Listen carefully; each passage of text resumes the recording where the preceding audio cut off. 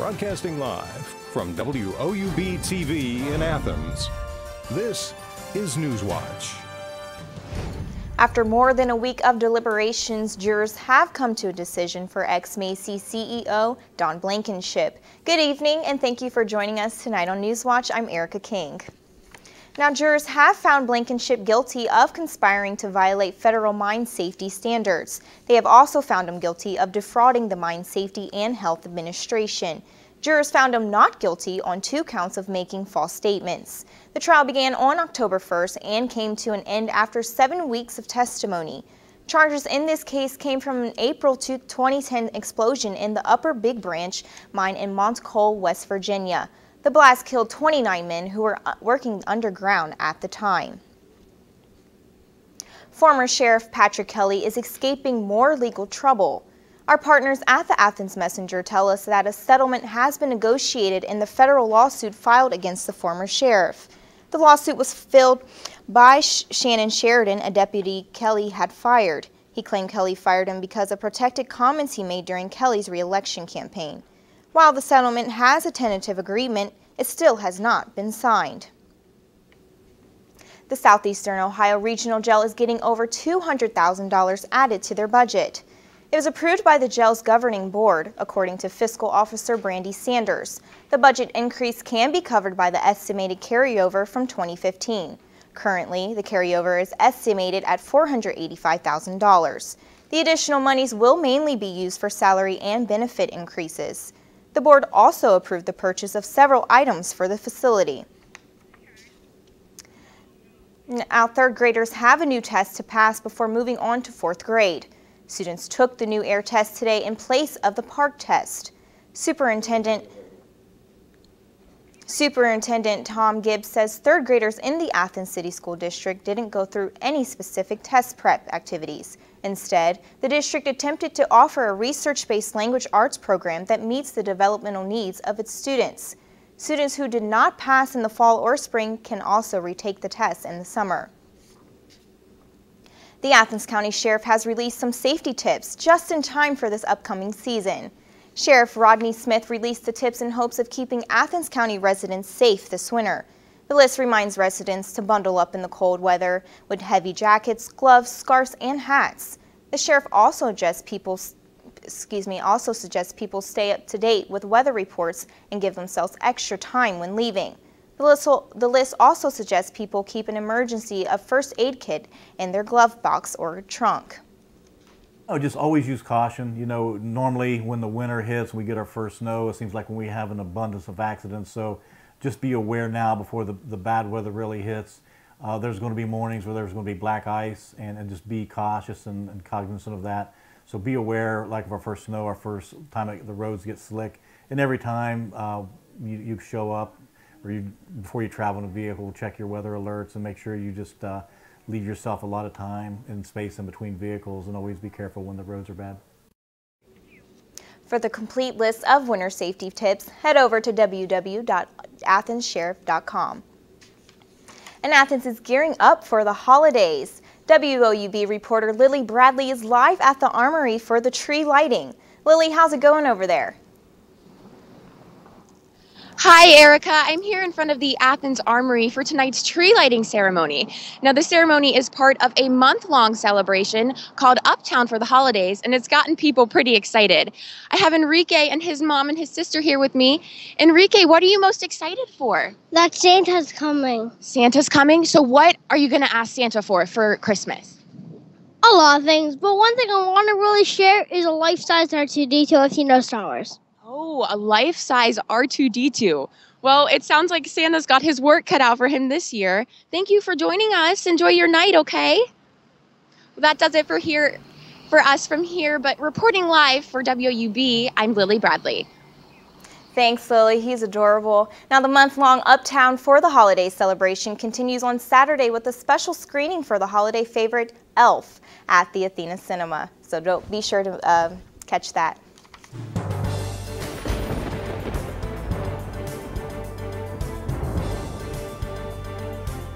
December is here and winter has snuck in with it. In the wee hours of the night last night, we had a rain-snow mix. On the screen there you will see the average snowfall for November and December. We have had no snowfall stick thus far this year. Right now in Athens, we're at 38 degrees with cloudy skies, and winds are west 7 miles per hour, and overnight we're getting into the 30s. Right now across the region we are 39 in Columbus, 39 New Lexington, and 38 in Ripley. Overnight we're expected to get into the upper 20s tonight, 29 Columbus, 28 Newark, and 29 in Ripley.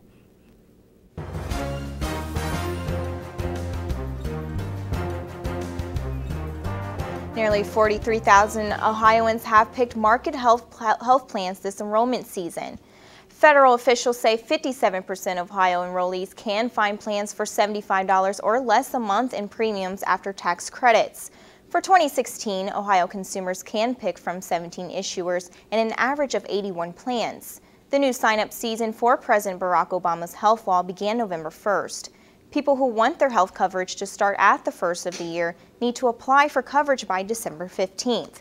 Ohio is one of the states using the federal website healthcare.gov. State police are cracking down on impaired driving this weekend. State Ohio patrols from Ohio, Indiana, Kentucky, Michigan, Pennsylvania, and West Virginia are teaming up to make roadways safer. Ohio's patrol says its troopers have made more than 22,000 OVI arrests in the state so far this year. The initiative will start at 12 a.m. Friday and run until midnight Sunday.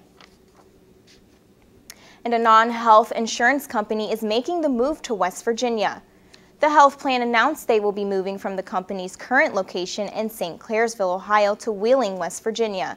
The move will uproot 325 workers.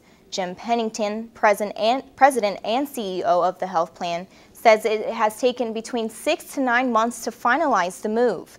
The company plans to break ground on the 4-story, $16 million building next spring. And a new smartphone app aims to provide resources for people struggling with drug addiction.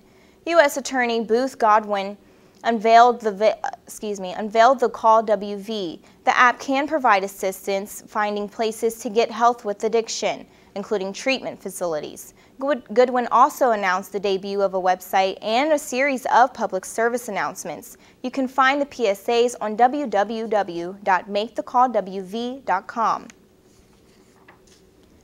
West Virginia students could be getting a week off school next year. State Delegate Dave Perry's bill would reduce instructional days from 180 to 175. Teachers would still work 200 days. The legislation would ensure that instructional days are completed without cutting into spring or Thanksgiving breaks.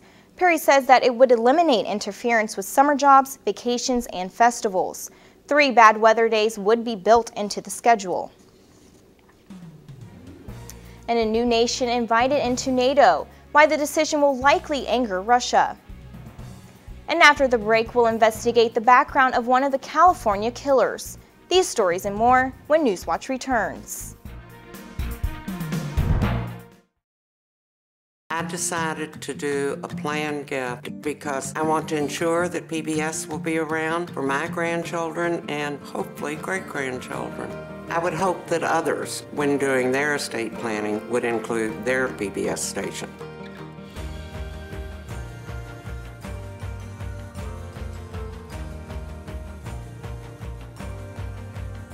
My PBS station is part of my community. That's something I really value. Ohio University students really have a huge sense of pride in our campus, in our school, and in our education. People don't come to Ohio just to go to college. They come here to become a Bobcat. It's a really unique atmosphere. Bobcat pride is having that natural camaraderie. Bobcats are just happy to be Bobcats. My favorite time of year at Ohio has to be homecoming. When the alumni come back, you can see that the love of this university doesn't fade. Once you're a Bobcat, you're always a Bobcat. The student body here at Ohio University absolutely is a family. The students support one another. You become this unit, this big, friendly family unit. There's this connectedness. You feel a part of something.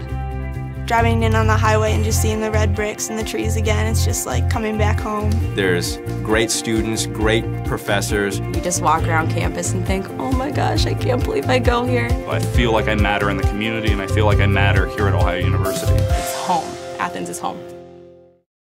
My professors really care. They care about my grades, they care about my opportunities, they care about my experiences, they want me to succeed. They give those opportunities to the students. My professors have been extremely approachable. Literally, their door is always open. You can go to them with pretty much anything. Everyone knows your first and your last name and where you sit in the classroom. I really never feel like I'm being talked down to or just being taught material. I always feel like I'm having a conversation. And they want to share those opportunities and those experiences with us.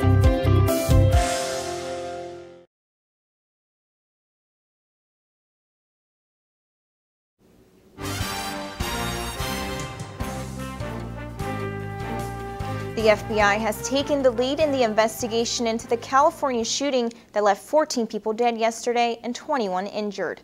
We are learning more about the male shooter, Saeed Farook, and whether radicalized beliefs contributed to his motives. Paul Verkeman is in San Bernardino with the latest. The FBI and other law enforcement officials are piecing together a profile of Saeed Farook, including who he'd been in touch with, where he traveled, and what may have prompted his actions. If you look at the amount of obvious pre-planning that went in, the amount of armaments that he had, the weapons and the ammunition, there was obviously a mission here. We know that. We do not know why. Farook was a 28-year-old U.S. citizen with no criminal record and an employee of the county health department. He abruptly left a workplace holiday gathering Wednesday, reportedly angry, and came back with his 27-year-old wife, Tashfeen Malik, and started shooting. The couple was later killed in a shootout.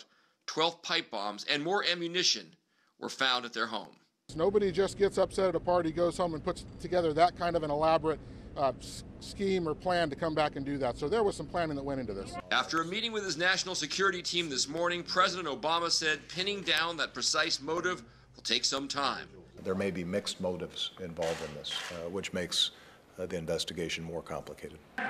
U.S. officials say Farook traveled to Saudi Arabia in 2013 for the Hajj, a common trip that would not have raised red flags. Law enforcement officials say Farook had been in touch with more than one terrorist suspect on the FBI's radar, though not high priority, via phone and social media.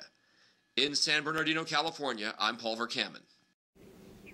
Farook's wife, Tashfeen Malik, was the other shooter. They left behind their 6-month-old daughter. And NATO appears set to expand again, as today it formally invited Montenegro to join the alliance. NATO announced the invitation today as its headquarters in Belgium. Montenegro is a small Balkan nation on the Adriatic Sea, east of Italy. The move is likely to anger Russia, which considers NATO expansion a threat to its security. Montenegro already supports NATO efforts in Afghanistan and has cooperated with the alliance in other ways. NATO, the North Atlantic Treaty Organization, is a military alliance among the United States, Canada, Turkey, and 25 other nations in Europe. We have been working, as you know, with Montenegro for some time now. This is not a new thing. And they have come a long way towards those things that we ask of a nation to become a part of our alliance. And the timing is right. I don't think that we should allow Russia a veto over who wants to become a part of our alliance. General Breedlove says the timing is right for Montenegro to become a NATO member. And Brazilian President Dilma Rousseff made a speech on Wednesday evening. She reacted to the Speaker of Brazil's lower house announcement to accept the opening of impeachment proceedings against her. Rousseff's second term has been marred by many accusations of corruption implicating politicians from her political party. Moreover, Verizon T-Mobile is now the nation's best wireless carrier. That's according to Consumer Reports' latest nationwide survey. The questionnaire is only in its 5th year. But it's the first time Verizon was not ranked #1 among the big 4 carriers. Consumer Reports readers were the most satisfied with T-Mobile customer support and value, but the network's call and data quality fell below that of Verizon and AT&T. And on Wall Street today, U.S. stocks ended lower after the European Central Bank announced fresh stimulus efforts that didn't meet the lofty expectations of investors. Here's a look at stocks of local interest.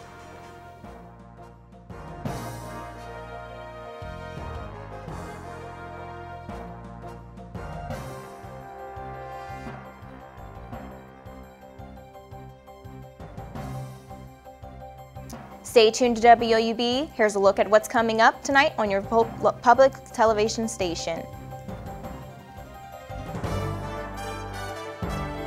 Cool but pleasant conditions and a warm-up for the weekend.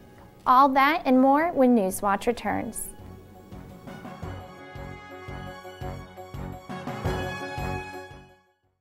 I support one student in college with a scholarship. Just the way I want to pass on a legacy of education. I would like to pass PBS on to the next generation.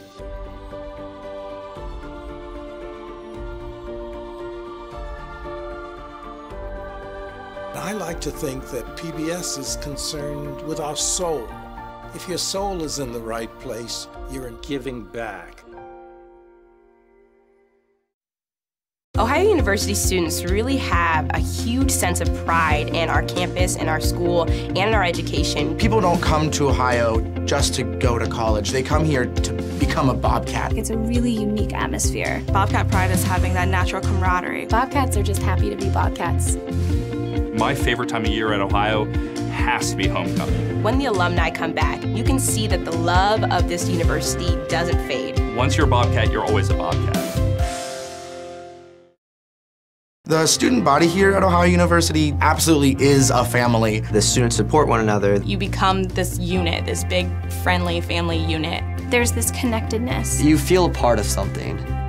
Driving in on the highway and just seeing the red bricks and the trees again, it's just like coming back home. There's great students, great professors. You just walk around campus and think, oh my gosh, I can't believe I go here. I feel like I matter in the community, and I feel like I matter here at Ohio University. It's home. Athens is home. My professors really care. They care about my grades, they care about my opportunities, they care about my experiences, they want me to succeed. They give those opportunities to the students. My professors have been extremely approachable. Literally, their door is always open. You can go to them with pretty much anything. Everyone knows your first and your last name and where you sit in the classroom. I really never feel like I'm being talked down to or just being taught material. I always feel like I'm having a conversation. And they want to share those opportunities and those experiences with us.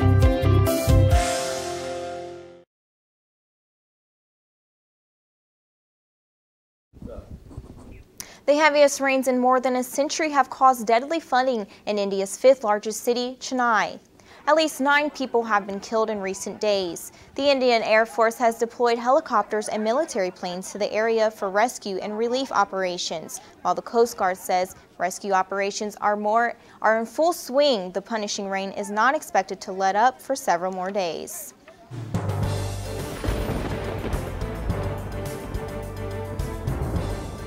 Welcome back to the Newswatch Weather Center. Well, thank goodness no flooding here, but we have had a pretty chilly day. 39 for our high today. I hope you bundled up on your way out. Going to be pretty cool tonight as well. Average 47 for this time of year, so we're a bit below average. 38 for your current temperature with overcast present, and temperatures across the region also in the upper 30s. We are going to cool down a bit as the night goes on. 27 Athens and Jackson, 29 Ripley, and 30 New Martinsville. We're going to stay partly cloudy and decreasing clouds into tomorrow. Here's a look at tomorrow's high temperatures. We're going to stay pretty nice, but a little bit cool still. In the 40s, upper 40s, 48 in Jackson, 49 Ironton, 47 Columbus. We're going to stay pretty sunny throughout the day tomorrow as high pressure is present. Here's a look at that high pressure, very strong high pressure dominating over the region. That's going to last into the weekend and keep us pretty dry and a little bit on the cool side. Here's a look at tomorrow, again still in the high pressure into the weekend. Here's a look at tonight, 26 for your low. We're going to be pretty chilly, so if you're out and about, definitely want to bundle up, hats, gloves, scarves, anything you got. Here's a look at the bus stop forecast. Again, you're going to want to bundle up the kids. We are getting into the cooler time of year. Going to want to keep them warm at the bus stop. Here's a look at tomorrow's high, 45, a bit warmer than today. You'll want to dress in layers because we will still be a little bit cooler in the morning hours. Here's your 7-day forecast. You'll see pretty nice 7-day temperatures averaging in the 50s throughout the week with mostly sunny skies, a little bit of cloud coverage Monday into Tuesday. You'll want to look out for those low temperatures though in the 20s and 30s. Still want to bundle up and make sure you have your layers this week. Back to you.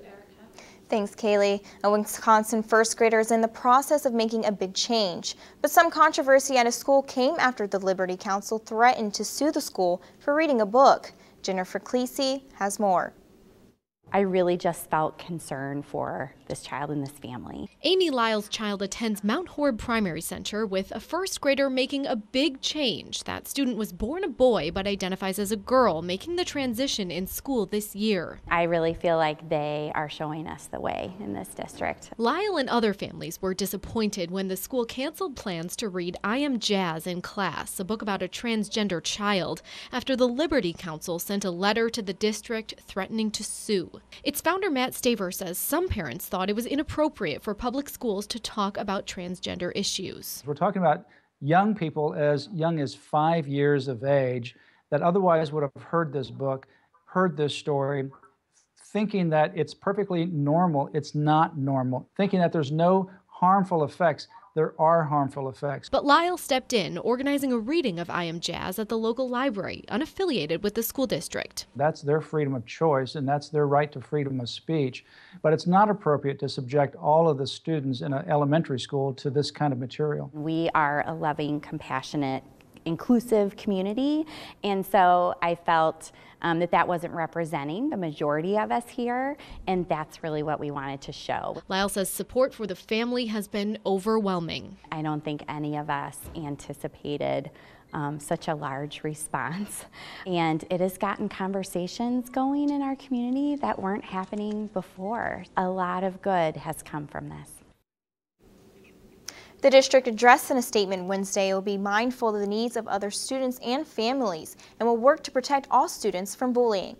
Now, Carly, was there any bullying that happened tonight on the court? Oh, absolutely. But before we get to women's basketball, I'm Carly Bell here in sports. High school basketball, they're back tonight. I love where Hardwood Heroes will be tonight. Plus, as Erica mentioned earlier, 29 turnovers, 79 points. I'll recap of that women's game earlier this afternoon.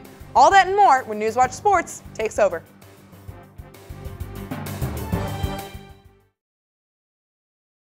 My granddaughter is named June Elizabeth, but I call her Junebug. My hope is to teach her about kindness and about the love of animals and nature. I want Junebug to have the same opportunities I had by watching PBS. My husband and I feel so strongly about our PBS station that we've included them in our estate plan. PBS is part of our values, and we want to pass it on to the next generation. Ohio University students really have a huge sense of pride in our campus, in our school, and in our education. People don't come to Ohio just to go to college. They come here to become a Bobcat. It's a really unique atmosphere. Bobcat pride is having that natural camaraderie. Bobcats are just happy to be Bobcats.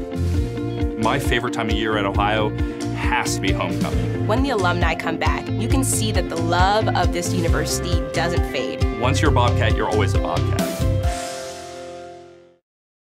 The student body here at Ohio University absolutely is a family. The students support one another. You become this unit, this big, friendly family unit. There's this connectedness. You feel a part of something. Driving in on the highway and just seeing the red bricks and the trees again, it's just like coming back home. There's great students, great professors. You just walk around campus and think, oh my gosh, I can't believe I go here. I feel like I matter in the community, and I feel like I matter here at Ohio University. It's home. Athens is home.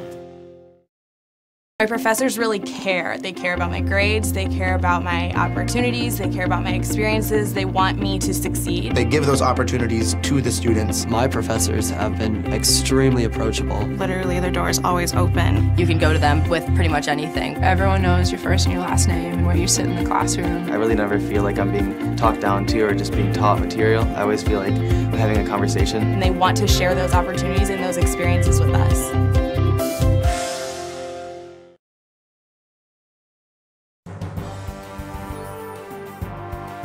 Welcome back. I'm Carly Bell here in sports.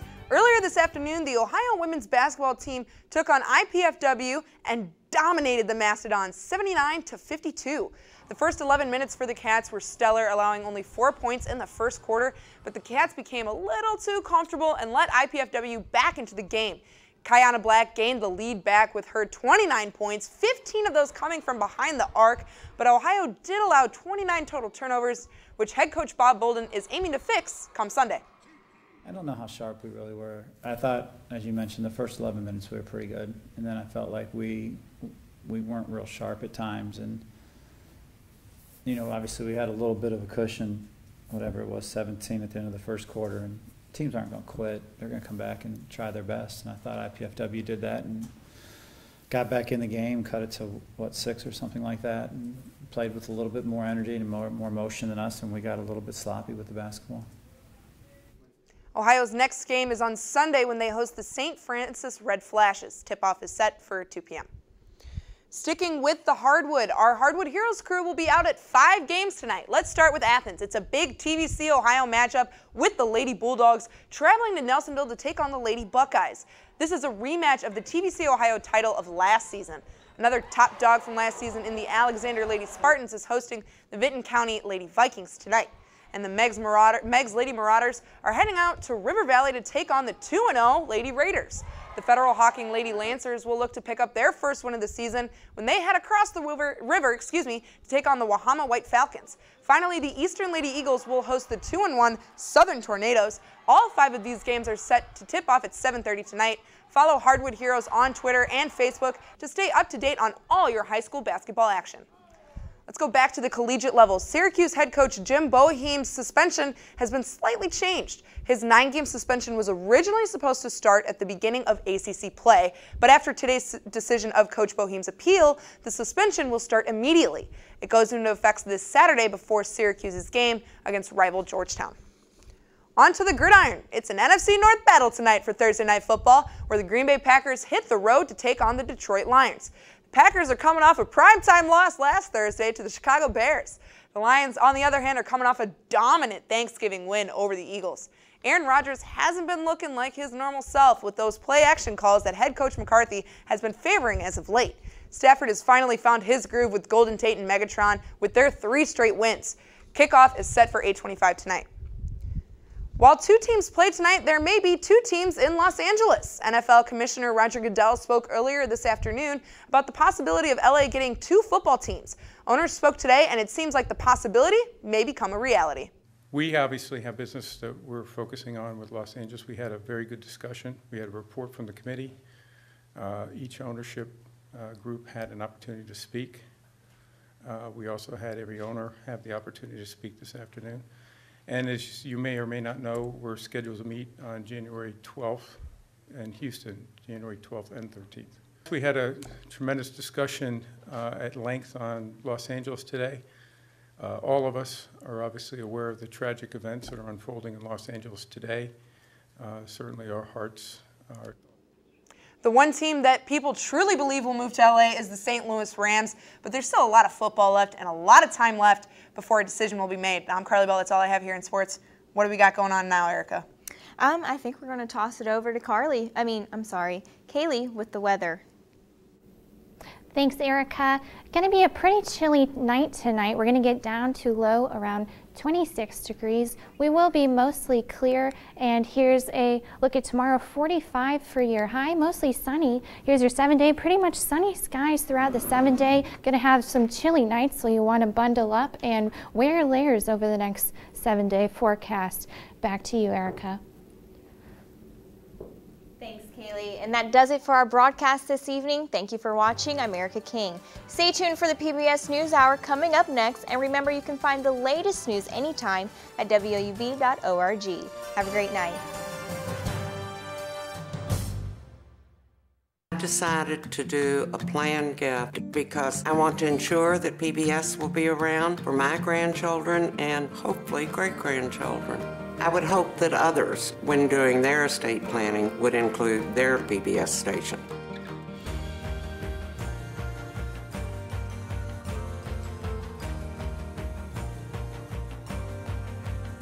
My PBS station is part of my community. That's something I really value.